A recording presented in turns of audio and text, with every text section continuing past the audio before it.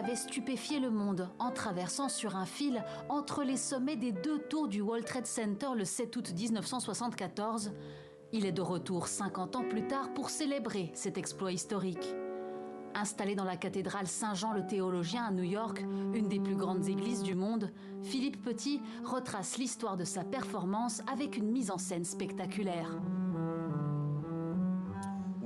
Nous sommes dans une cathédrale et je me suis dit qu'il n'y avait pas de meilleur endroit pour faire une confession. Bercé par la musique d'un petit orchestre et la voix du chanteur britannique Sting, le funambule français déambule sur un câble dans la nef et reconstitue le déroulement de ce que l'on surnomme aujourd'hui le crime artistique du siècle.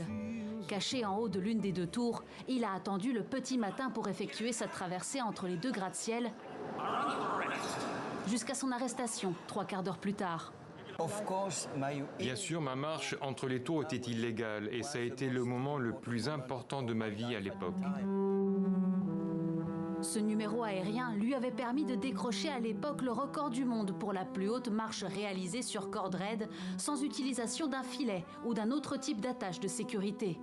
Un exploit qui a fait rêver des générations d'acrobates et alimenté de nombreux mythes, parfois avec la complicité du funambule.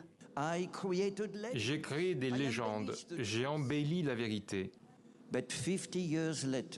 Mais 50 ans plus tard, je me rappelle que la vérité est plus belle, plus étonnante que mes mensonges, mes créations. Avec cette performance, Philippe Petit souhaite célébrer les jours glorieux des tours jumelles plutôt que de se concentrer sur leur fin tragique lors de l'attaque terroriste du 11 septembre 2001.